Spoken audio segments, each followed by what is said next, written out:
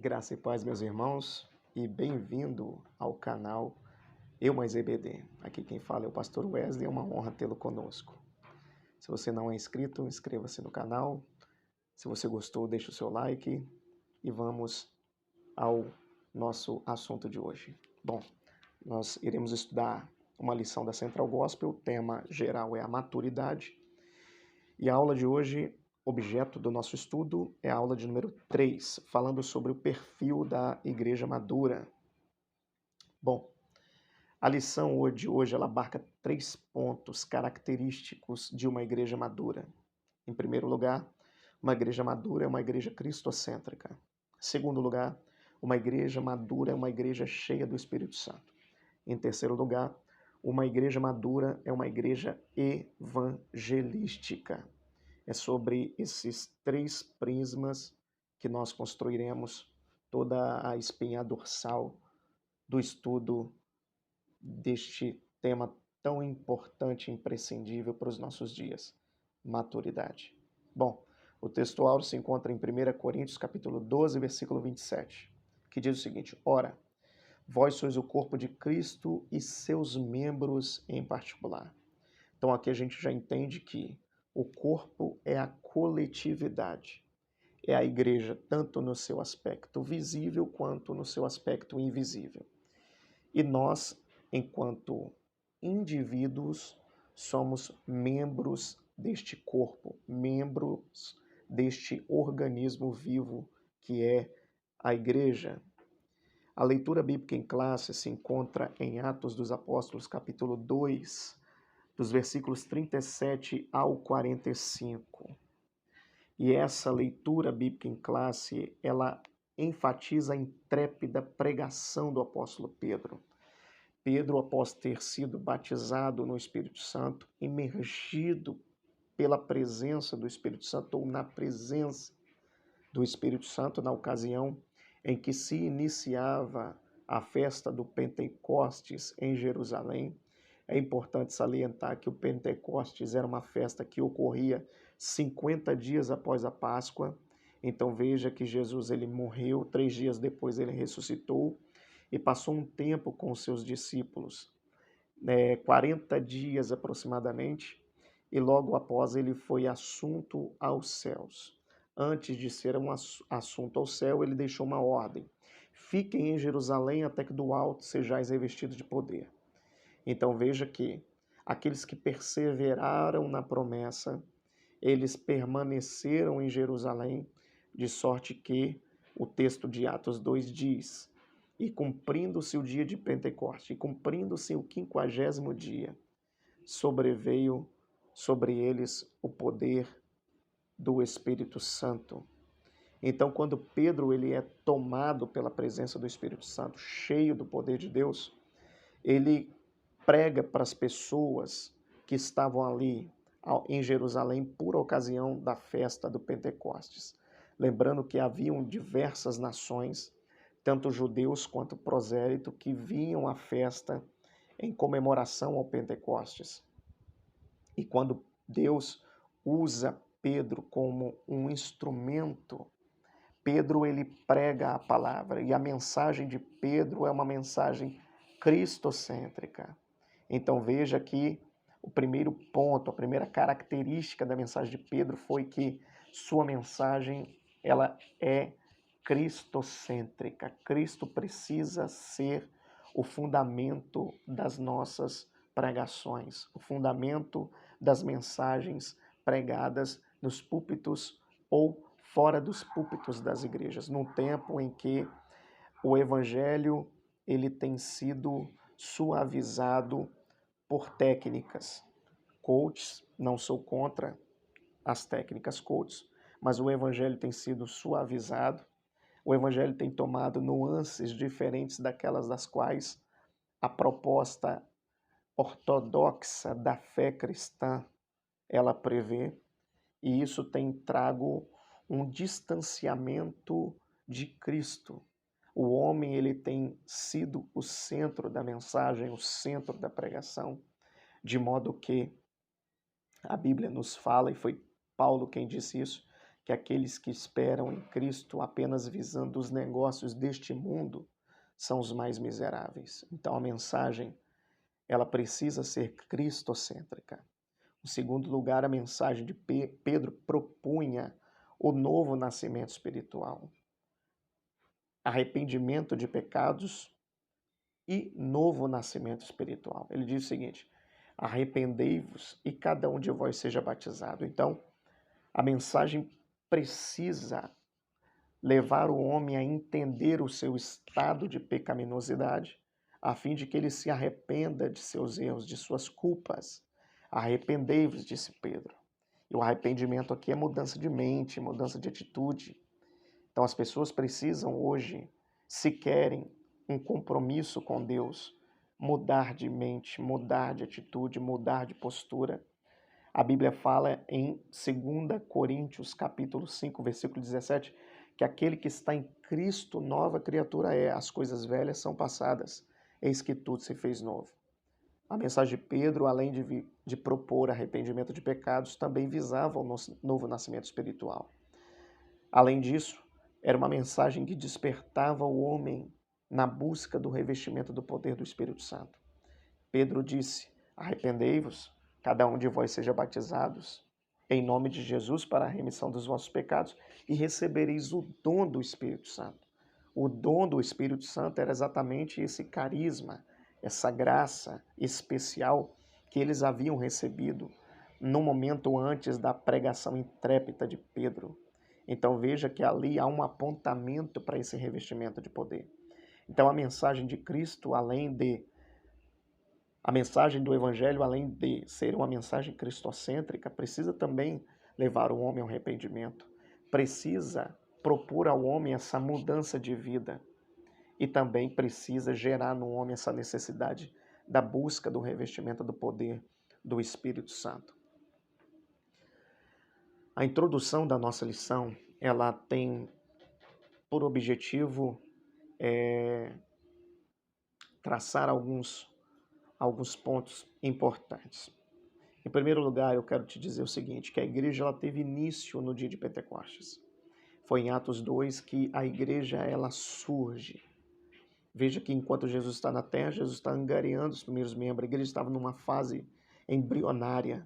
Ela nasce no Pentecoste, naquele momento em que o Espírito Santo vem sobre ela. Então a igreja ela nasce no momento de muita efusão de poder do Espírito Santo. E esse poder precisa ser conservado até os nossos dias. Apesar da polaridade existente hoje, nós precisamos conservar as nossas marcas do pentecostalismo genuíno, do pentecostalismo verdadeiro.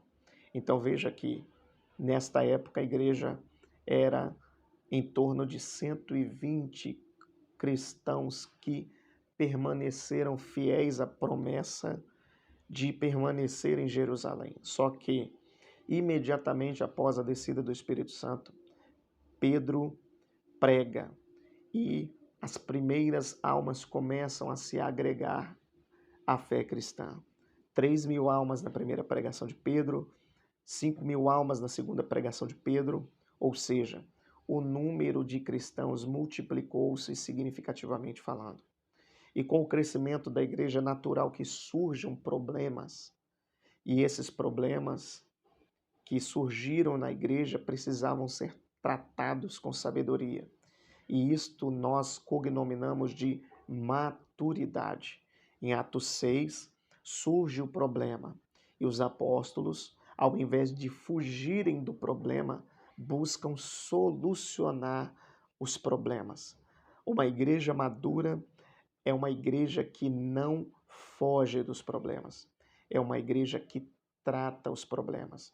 É uma igreja que busca solucionar os problemas, para que esse problema não se torne um mal e este mal acabe arruinando a fé de muitas pessoas. Então veja que a resposta em relação aos problemas emergentes na igreja primitiva foi agir com maturidade. Nós temos aí interessante alguns aspectos de uma igreja madura. O primeiro deles é que a igreja madura é uma igreja cristocêntrica. E uma igreja cristocêntrica, em primeiro lugar, ela entende o seu papel. Ela é corpo, não cabeça. Então veja que muitas das tidas igrejas ainda não entenderam qual é o seu papel neste organismo vivo. Nós somos o corpo, Cristo é o cabeça. Por mais que tenhamos lideranças sábias na condução e na instrução deste povo, Cristo continuará sendo o cabeça da igreja.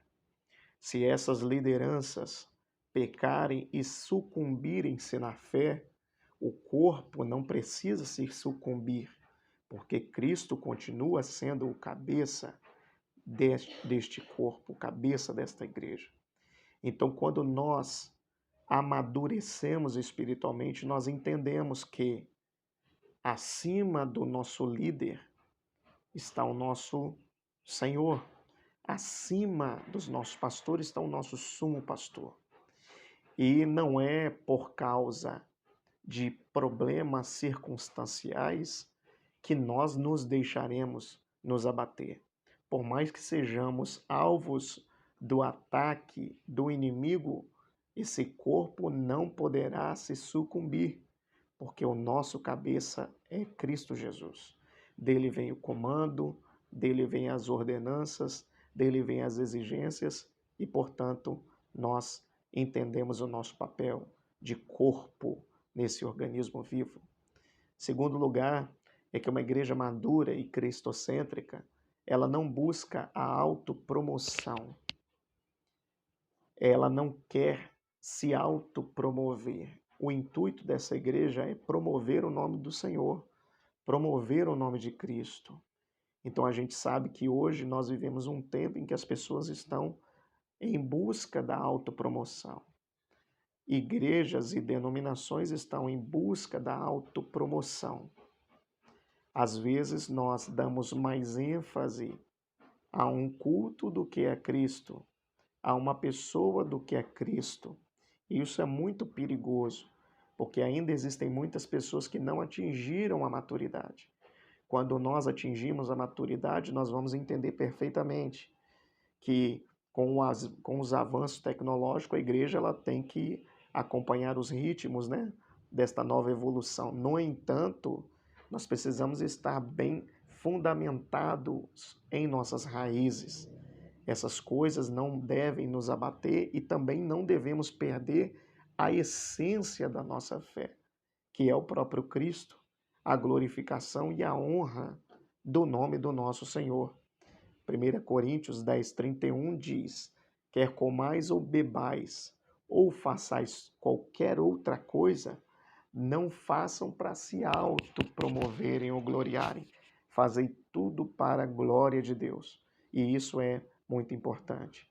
Terceiro lugar, a igreja madura, cristocêntrica, ela trabalha em conjunto com outros membros.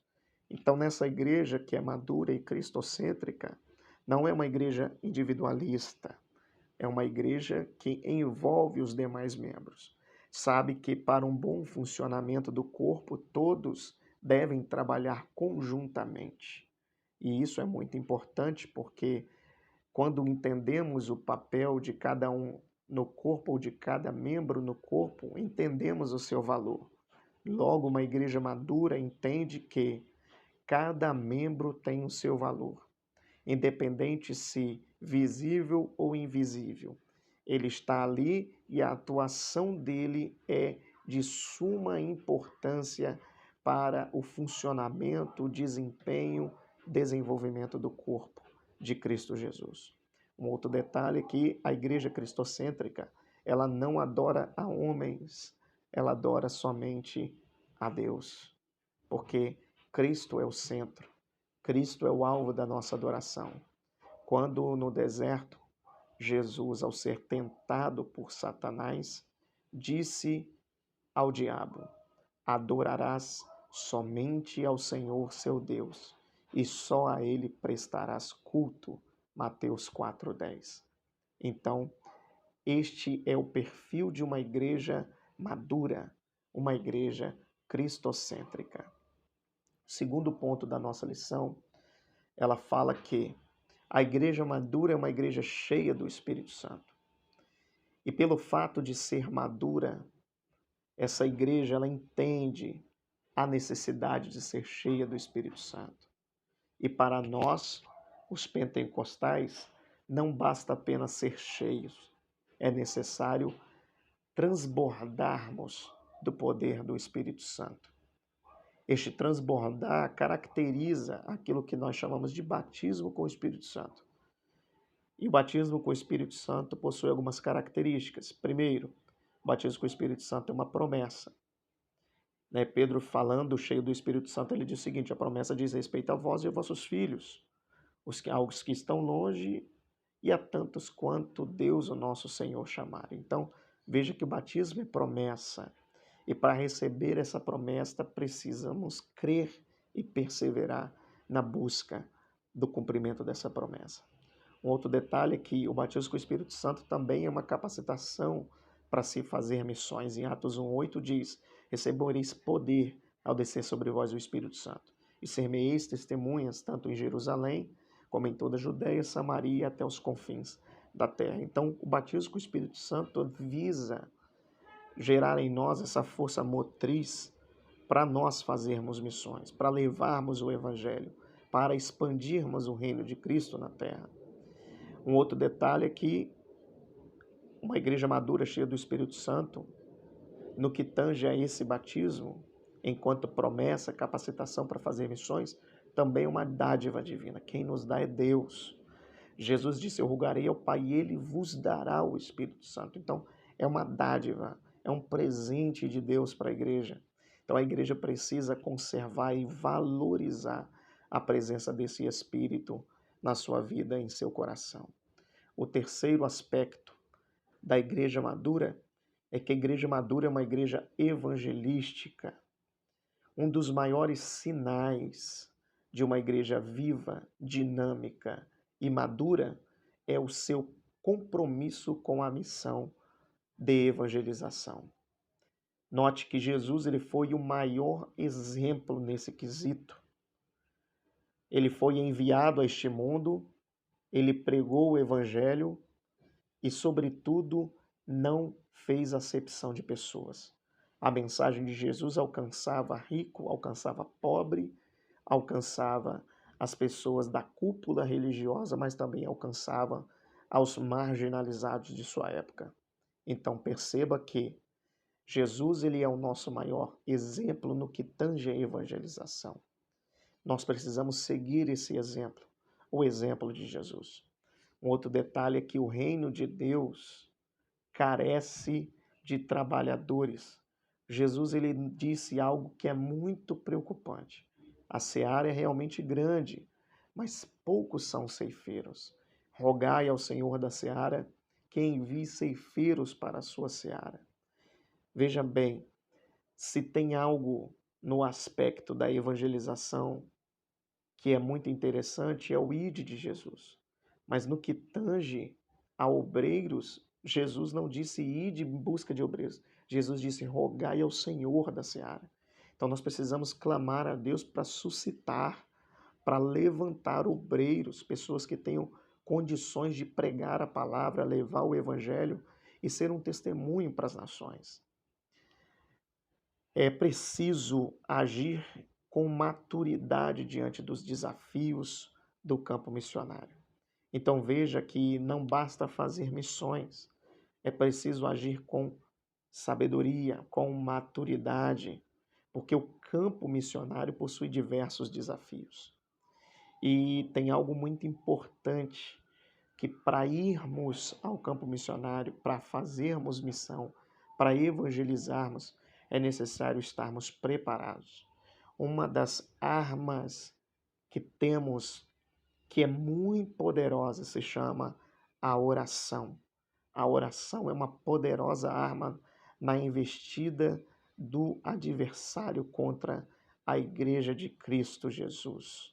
Jesus sempre orou, levou os seus discípulos a orarem. Foi o maior exemplo da oração. O apóstolo Paulo disse: orai sem cessar. Então nós, se quisermos termos uma vida vitoriosa, uma vida de sentidos e significados, devemos conservar uma vida no altar da oração. E Deus, por fim, Deus também ele quer que tenhamos uma visão ampla do reino. Veja que o evangelho deveria ser pregado em Jerusalém, em Samaria, Judeia e os confins da terra. Então, a escala de ascensão deve ser subida. Nós não podemos nos acomodar em pregar um evangelho localizado ou regionalizado. Nós precisamos levar o evangelho a todo mundo, levar o evangelho a toda criatura. Hoje, com os meios de comunicação que temos, ficou ainda mais fácil no cumprimento dessa missão. Mas lembre-se que tenhamos maturidade para agir, porque sem maturidade o fracasso está às portas. Espero que tenha gostado, desejo para você uma boa aula e que Deus os abençoe. Até a próxima.